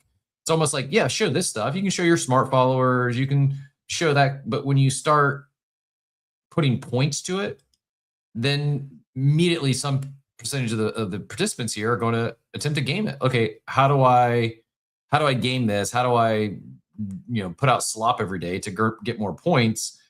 And they'll try to reverse engineer it to know exactly how they get those points. And then it just creates this perpetuating issue that's not great. I am sharing my card. I pinned it up top if anyone wants to click through. If you're not familiar with Kaito, that is the official link up top. And apparently there's it says share your card to start accumulating visits, and smart follower reach are credited to your card when people open the link you share. If you're a smart follower, I need 43 smart followers, crypto smart followers specifically. I've got 1,200 smart followers, but 957 of those are crypto smart followers. Top 0.13 of crypto Twitter. Top 0.13% of crypto Twitter. I'll take it. Well, thanks for sharing. That's helpful. I'm rooting for him. I'm rooting for Kaito, rooting for Z. I really would love to see InfoFi get a second shot, and working with X, entering into agreement with X, probably the way to do it if you're going to track X data. Obviously, they didn't want you. I don't blame X for pulling the plug when they did. It's made for a better algorithm. Do you know anything about do you follow like the European Central Bank, the ECB? They have their rate decision today, I believe. I have no idea what time. It might have already happened this morning. But do you follow that at all, Achilles? Yeah, of course. But there's no major change on the European monetary policy. I mean, they they're still basically at the same numbers when it comes to inflation, GDP, overall like Eurozone GDP, and usually like in summer sessions, like there is no major change that happens. Okay. Especially because like most governments in Europe like are kind of on a slow mode, and the two main players, basically Germans and French, have basically have no interest in moving monetary policy. So I don't think there's anything happening. However, what happened yesterday is interesting because I don't know if you saw like the numbers that came out from Google, from Texas Instrument, and from IBM. The biggest worry yesterday in the earnings was the capex spending by Google, by Alphabet, and we're expecting the numbers for Microsoft next week. And I don't know why, but Microsoft is the only one of the few companies that reports its end of year, like the end of fiscal year is next week. So it's not end of year, it's like next week. So next week we're gonna have clarity on their capex spending, and that's been the biggest like news kind of story in the TradFi side, where a lot of basically analysts are worried because most of these big companies, the hyperscalers as they're calling them, they're just spending on capex with no expectation of returning that capex anytime soon. And the problem is they're not even spending that capex from their own money. They're actually taking debt in expectation that interest rate is going to drop and they're going to be able to refinance at a lower rate. But that's not happening because inflation is high. So now they're caught in a deadlock in a sense. So that's why a lot of funds are trying to basically protect or hedge against the AI play. So next week, Microsoft's earnings are going to be very interesting. Yeah, no, that's a great update. Appreciate you sharing. And there was, at least per Google, no rates remained unchanged. So yeah, in line with expectations there, nothing came out of, no changes from the ECB rate decision today. I am, and to your point, I don't think rates are getting cut. I last fourth quarter, I thought we'd get 2 rate cuts this year. We haven't got any so far, and I don't think we're going to get any. In fact, I think we get a rate hike in before the end of the year. I would not. Well, I don't want to say I think we do. I'm not rooting for a rate hike, but I think it's more likely that we get a rate hike than a cut, and it's absolutely in range that we get a rate hike. That it doesn't just stay the same before the end of the year. So yeah, these hyperscalers that just are shoveling money into AI infrastructure. I don't know. I'm not gonna say it's like the Alphabets of the world, these major players. I don't like, might it be a setback? Yeah, and it could hurt their stock price. They're not going anywhere. Now, some of these startups that are building out data centers and like, I think that could probably end bad for some of them. I think AI is amazing. I think it's world changing. I think it's going to continue to evolve and grow, but there's so much capital being poured into this that some probably end up getting burnt. I will say, just on one quick, I'll head right back to you on, you were talking earnings. I did catch the Tesla earnings yesterday, and actually, I rarely make stock calls, but I shared it in the war room that if you are trading stocks or you're looking for stocks to hold for a while, I know there's a lot of variables, and probably the biggest variable is it's possible, maybe likely, that Tesla merges with SpaceX, and I don't know what that does to the price. But what I do know is their subscription business is incredible. Crushed expectations. I think like their earnings per share, all the stuff came in like right as it was expected, maybe a little under. The stock slid. It was down 2% yesterday because they missed their profit target.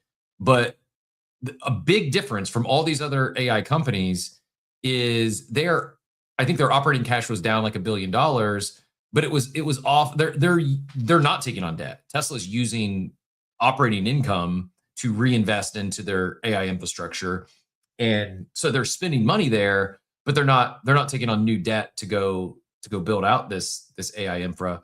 And I should get the exact number. Let me pull it up. I don't want to misquote. I want to say it's like 740 million already in subscriptions. And so I said, like, I think they're probably well over $1 billion by the end of the year. Yes, 775 million in subscriptions. Think about that. How many? I don't think there's a car company on the planet that has a subscription business with $775 million coming in. This is just full self-driving. And I'm going to share this because it's funny. Like, this is, I think, where opportunities are, because there are people that have, I don't care if you like Elon, I don't care if you love Elon, I don't care if you hate Elon. I'm talking about the business. But this gives you a glimpse of where opportunity might lie. Someone tweets out, Tesla is generating 775 million per year in full self-driving subscriptions. Impressive, insanely impressive. I bet every single car manufacturer would probably love 775 million per year in subscriptions. And Cap, like there's also, like, imagine that subscription model is like literally being used on the Optimus humanoid. Yep. So imagine the number of subscriptions that could be there, using the same software, using their own chips, because the XAI is building their own chips. So if they are able to pull this off, this could be huge for Tesla. I agree. I said there'll be over a billion in subs by the end of the year, and the first reply was there'll be over $1 billion a quarter soon, with or without Optimus. But yeah, it's just like, this business is insane. It's like, I pay $99 a month for full self-driving. I would cancel my Amazon Prime before I'd cancel full self-driving. It is the best $99 a month I spend. It's incredible. Like, I've never felt so safe driving in the car. It can be pouring down rain, and I don't think about driving myself anymore. Like, I'll drive to the gym myself. I still like to feel something. I still like flooring it and getting a little dopamine from driving too fast. Kids don't do that. You end up in jail for 30 days. It's a true story. But most, well over 80% of my time in the car has been driven for me. And it's just safer. It's just better. And I truly believe once you've used it, not just like you got a rental car, or you rode in someone else's car. Once I don't know the time, a week, a month, after you've used it for a certain period of time, I think it's going to be one of the stickiest subscriptions out there. It's like people, I built my professional career in the wireless business, and people would pay their wireless bill before they'd pay their mortgage.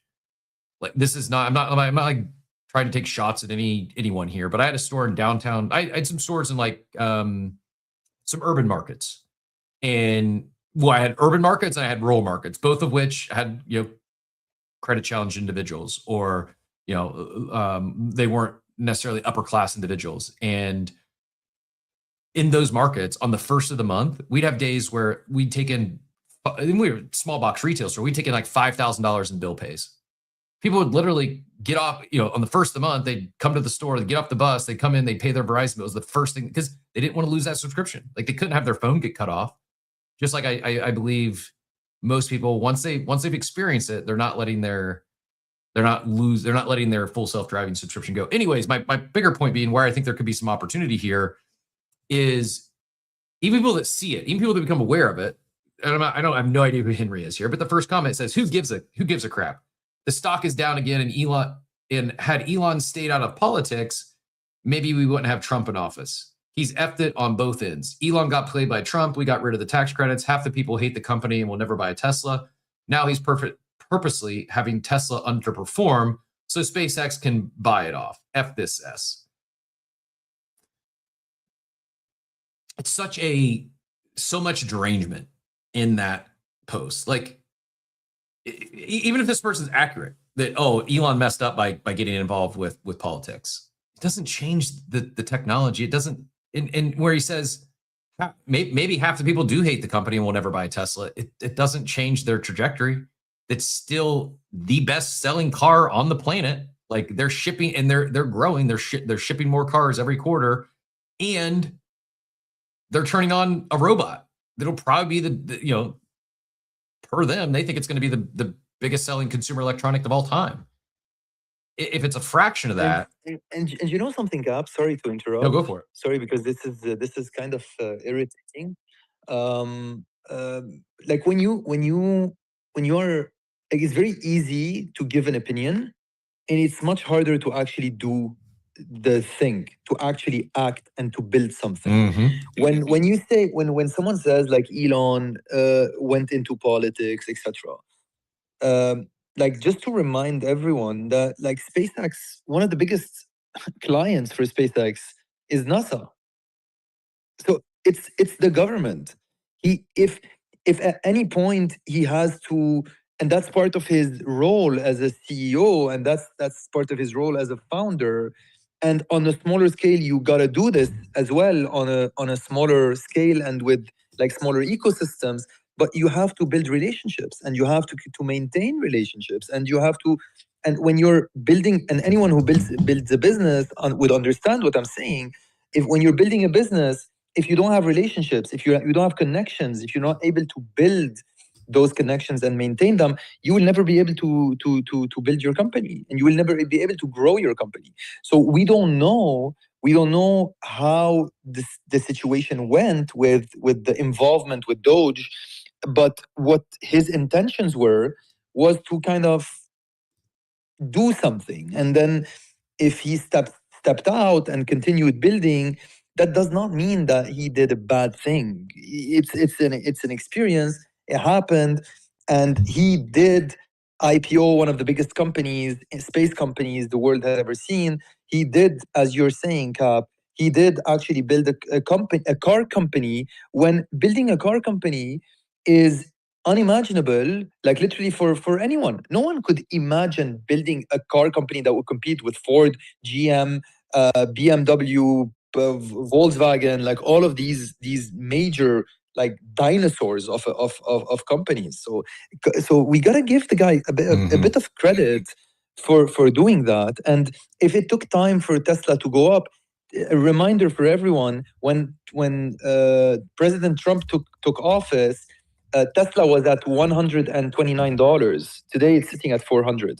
So if you do not speculate on a daily basis, in 2 years you did what, give or take, like 80 to 90% on your investment if you had bought at $129. So give the guy some credit and kind of be in a way more accurate in takes like this. Yep, well said. And it's also like maybe that's the why not to buy, because it is so valuable. Like its market cap's, I don't know, give or take 1.5 trillion. So not only did he go and compete in an industry that we just haven't seen startups compete like that, he competed, built from ground up, from first person's principles, and it's worth more than all the other manufacturers combined. Like, so it is, you're I guess in a sense paying a premium, and where things get a little like, hey, could the stock go down from here? It could. Maybe they merge with SpaceX and then it pulls down the dollar amount. Maybe the guy's right and they're intentionally trying to drive the price down. I doubt that, but it's possible.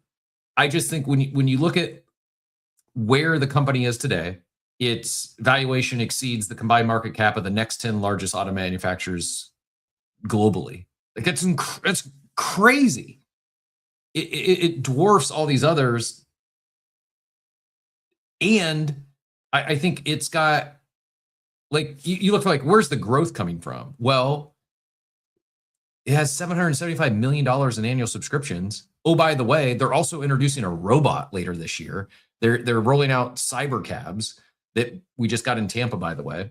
Like, it's just like none of these other manufacturers are doing this, but because it's Elon who is the CEO, people will take shots and dunk on it, and it's just it's wild to me how, I guess it goes both directions, right? Like in today's world, today's society, where content is powerful, all most growing brands, they're in the content business, and the cult of people can hyperscale brands, from personal brands to new brands launching, you know, whether it's Sydney Sweeney drops a new lingerie collection or someone launches a, I don't know, let me think of another example. You get the point. Like it goes both directions. Like in today's world, that, I guess, would you say that influencer can rapidly scale a brand from 0 to 60 like that because they're following their distribution, their network. And on the flip side, you can take dings because, you know, people don't like it, or it is controversial, or it's polarizing. You know, it's really unlike any time in history where, yes, it's more than just social media. It's social media combined with, I think, just this shift in media, in content, in advertising. And while traditional advertising still exists, speaking of this board, I was looking at like the billboard industry and had no idea the billboard industry was as massive as it is, still to this day. So Dwayne says he tried to buy Cap Coffee website, but could not pay. Doesn't seem to be Wallet Connect for mobile, or is there something causing an error for mobile? Good question. You know what? Let me do this. Thank you for trying, Dwayne. Greatly appreciate it. I would love some help testing. And this isn't like, oh, I'm not panhandling for your dollars. Let me see if I can quickly change. I just need to figure out how to get back to the my admin, and I'll drop the cost. So if anyone wants to help us test this thing, let me see what, because payment, yeah, it seems to be set up on my end. Maybe you can't do it on mobile. Maybe that I wouldn't think that's an issue, but that could be the case. But let me do this. If anyone is on desktop and you want to try it, hold. Let me go just drop the if I can figure out how to get in where is my back end? Let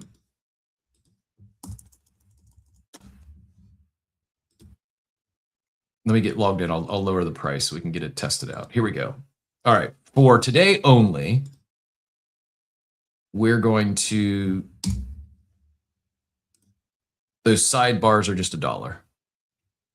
Diego, shoot me a DM. I got you. Diego's asking how I can join the war room. You can go, it's invite only. You can get in with just an invite. But some of the channels are gated. One is the war room is the main chat. It is gated, but I got a DGen pass for you. So shoot me a DM to remind me, and I'll get that for you later today. Okay, so if you view the board now, you should be able to pick up one of those. We're gonna do this real time together. Thank you all for bearing with me and helping. Te amo. Thanks for helping test things out here. So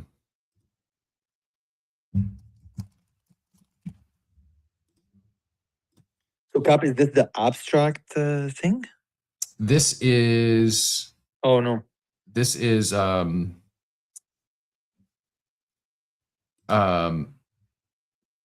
trying to think what he's called. Streamboards. It's Okay. It's like a digital billboard that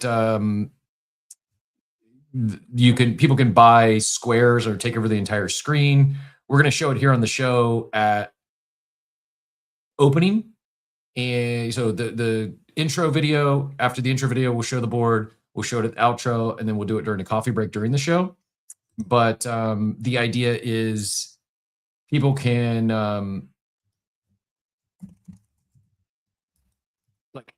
right now. I lowered the price to $10 or to $1 to test it out. After that, after someone buys a board or buys a slot, someone else, then the premium's 20% if you want to take it over. So anyone can take it over. after. So if I buy this slot for $1, someone wants to put a picture over top of it, it'd be $1.20. And then, so pay from another and okay, yeah, you're I'm getting the same error. Unknown slot ID is what I'm getting. Is that what you saw? Is that what you saw, Dwayne? Yeah, it's not letting me pay either. Okay, I'm glad we tested it. Taking a screenshot, and I will let you know what we find out.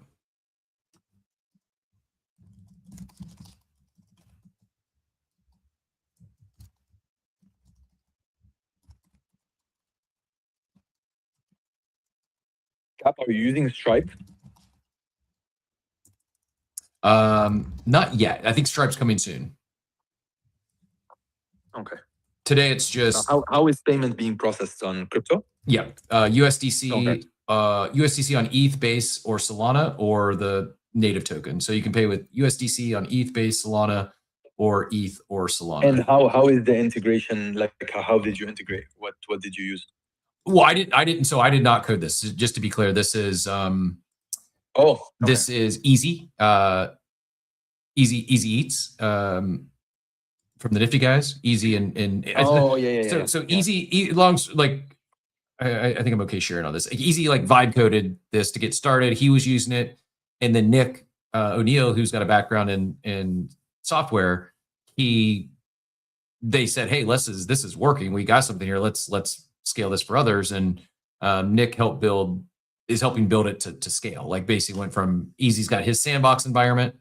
And so let me, like this is easy like, board right now. I'll show you. If you add Stripe later on, like it's pretty easy to integrate. Mm-hmm. You just gotta connect one API key, and then put some kind of some like maybe I think 17 to 18 permissions, but they're just toggles on the Stripe dashboard.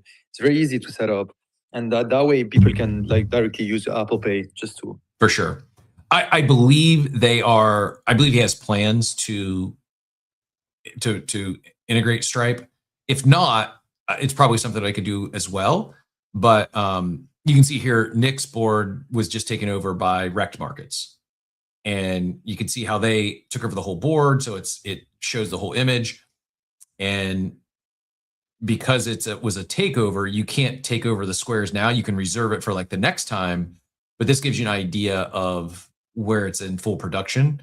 And then they've added, it's funny, and so I'm not simulcasting at the clubhouse, but I'll simulcast Easy Show right now. Yeah, so Rect just swept the entire board, post pending. So yeah, it is such a cool idea. I agree, Zane. I'm glad I was talking about you in my meeting with him yesterday. So it's the confirming my priors. I'm glad you think it's cool. I'm really excited about it, and I don't want this to come across the wrong way. Dwayne, thank you for attempting to help. There's something off there. I will. I'll troubleshoot with him after the show, and we'll figure out what's going on to get the payment. I don't want you to take this. I'm not begging for your money. I'm not panhandling. I don't want anyone to feel any pressure. Like there's no obligation or pressure to quote unquote buy me a coffee. It's more so than even my show. I am like, I think this is really a cool idea. Like I'm pumped to work with Easy and help them grow this thing. And so as we get the payment thing figured out, I appreciate everyone helping test it and bring your feedback, and where the vision is, not just myself, but Easy, this is his baby, is what other sort of gamification other than just showing the board, how can we create, like, again, for those of you around and remember stream drops, some interactive stuff, some ways for all of you to engage, whether it's trivia or polls and check-ins, check-in daily to show you're here. There was a lot of really cool third party. I was talking with Ben this morning it used to be called, well, Spaces Dashboard is still a thing. There was another one. I can't remember the name of what it was, but it was basically like it showed you when you had live spaces, it showed you who your audience was, how many shows they were there. Like it gave you a lot of great insight and data into your audience for these shows.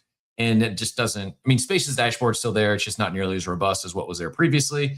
And so I think this sort of stuff is, for those that are doing this long term, it's helpful, right? Like I know Teacher Katie's here and in the abstract chat every day. I know B Epic's over there. I know Hans is over there every day.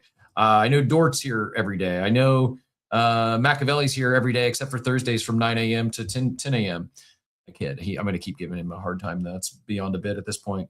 You know, I see Mason and Cool Chick and Maria, and like I know who the regulars are. And I'm sorry for naming some names because there's quite literally 100 of you I can name off that are here every morning. And I'm very appreciative of that. I'm very grateful for all of you.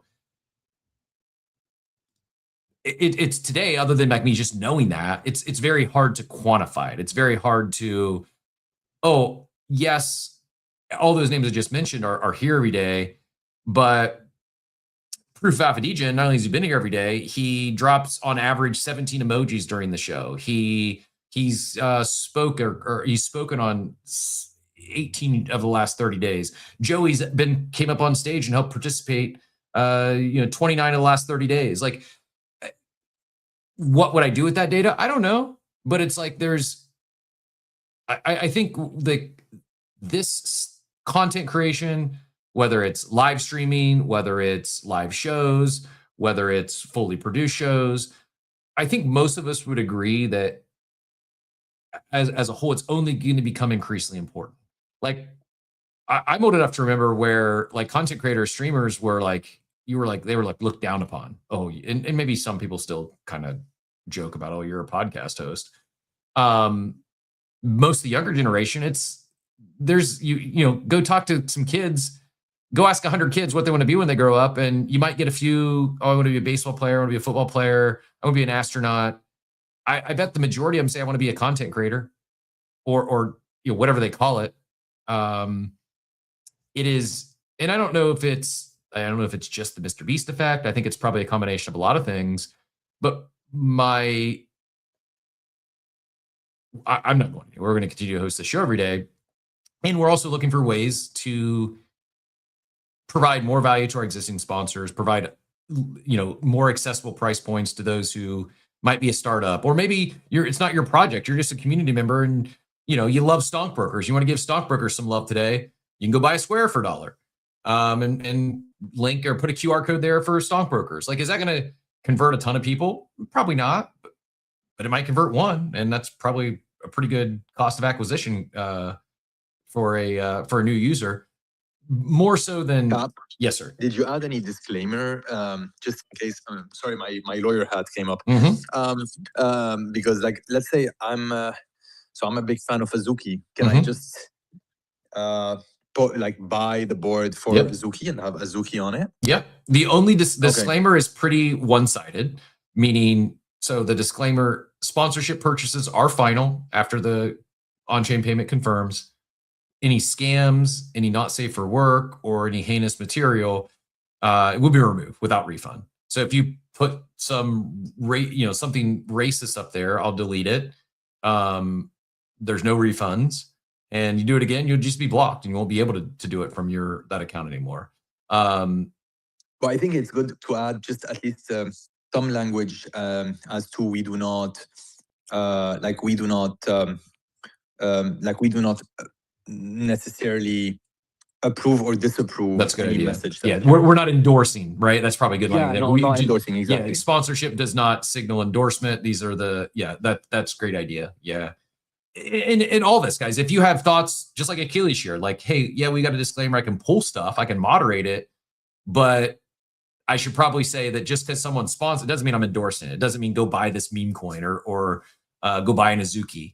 But that's why I wanted to talk through it, is like, I'm really excited about it. I think it's a really cool idea.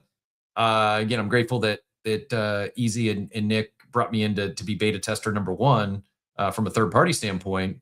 We'll get with them after the show, and we'll figure out what I broke. I'm sure it was on my end. I'm sure it was something I failed to set up fully, because it does work. I mean, it's in production. But we will more on this soon. So if you have other ideas, whether what we could do with it, what like perks, if someone does do a whole takeover right now, where I'm thinking is, okay, that would be like, instead of a full proper interview, maybe that's like a 10-15 minute feature segment. So someone takes over the board, you will not just flash your logo, but will actually, if you want to, like in Achilles' example of Azuki, whether it's the team or whoever did it, like, yeah, you can come up and let's chat Azuki for 10 minutes.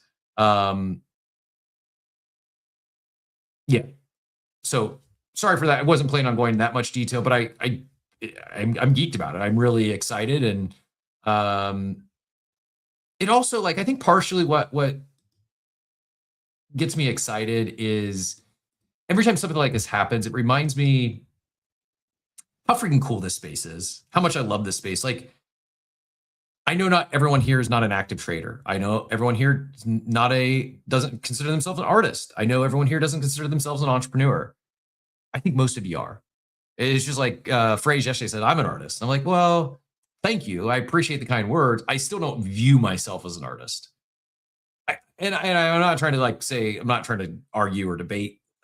It's semantics, but I think most here, whether you're actively doing it or not, you're a builder. Like you're at the cutting edge of tech and finance and experimenting and beta testing. And if you're here, if you're tuning into this show, like we all do this stuff. We all are beta testers. We're all at the forefront of emerging technology. And it just, to see a fellow content creator, for all intents and purposes, a competitor, like, call it spade a spade, like Easy's a competitor.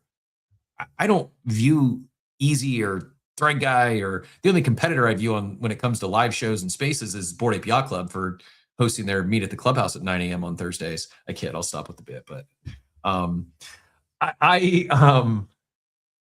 there's few industries where not only can you build friendships with your quote unquote competitors, but like actively work with them. And to me, it's like, we're all figuring this out. We're all like, I don't think anyone has all the right answers when it comes to blockchain technology and NFTs and content creation for that matter, and streaming. Are there tactics and things that are known to work? Yes, absolutely. But this, like, I'm freaking proud of Easy, man. He had an idea, and I told him, like, I saw it, like, I think I don't watch his stream every day. I just happened to hit my feed. I saw this an idea, and I'm like, man, this is really cool. Like, did you ship this? Did you vibe code this? Or third parties, like, he like in less than a week vibe coded this. I'm like, dude, this is awesome. Congrats. Because it's solving a real need. It's just something like Payne can attest. We've talked about for years, how can we provide this more accessible price point without devaluing or diluting our standard rates, or whether it's a sponsored interview or sponsored segment. Can we do things like, product placement behind me, or, more logos and stuff, here's the celebrating Beezy going to Solana today. Go get your Beezy account set up if you haven't done so. Scan that QR code in the top left and get your Beezy account. That's our ref link for Beezy. Doing little things like, okay, there's the Beezy logo we're featuring. And this is a solving a real, not necessarily a problem, but it's a real opportunity, something we've been looking for a solution for.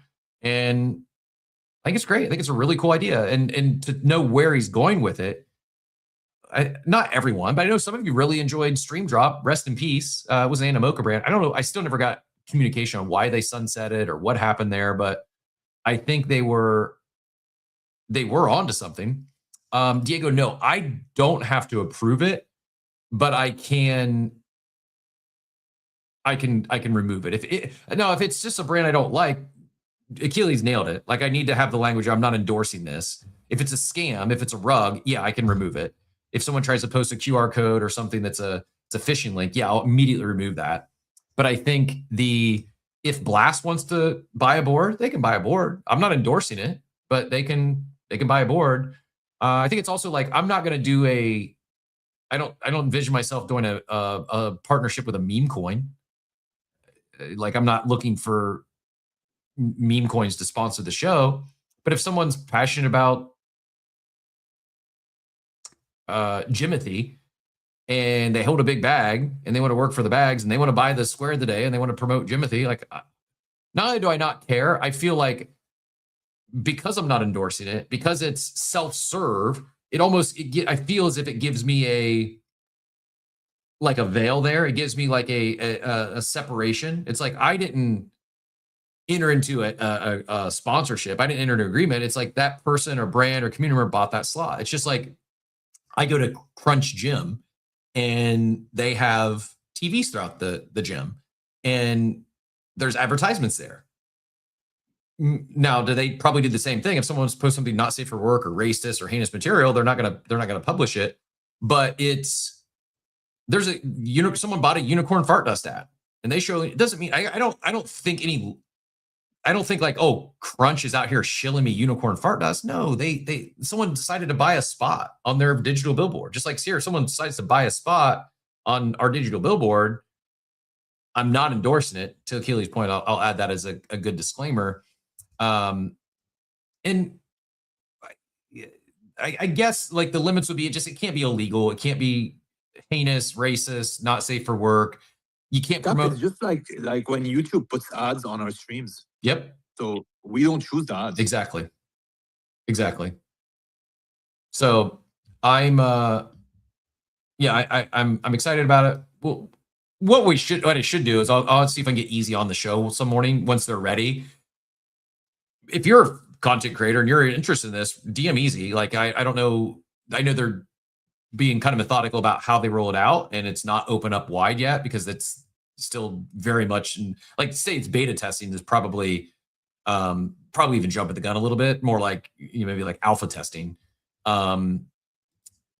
Just feel free to DM me. Just let him know you heard it on the show and I sent you that way. We will. I'll see if we can get him on the show one of these mornings before his stream starts, just to talk about it. And it's part of what I love so much about this industry is there's so many builders, there's so many entrepreneurs, even those who it's like may not be their core thing, but just the creativity, the entrepreneurism that's here, the builders from art to digital billboards. You just never know what you're going to see next. And I gets me kind of giddy.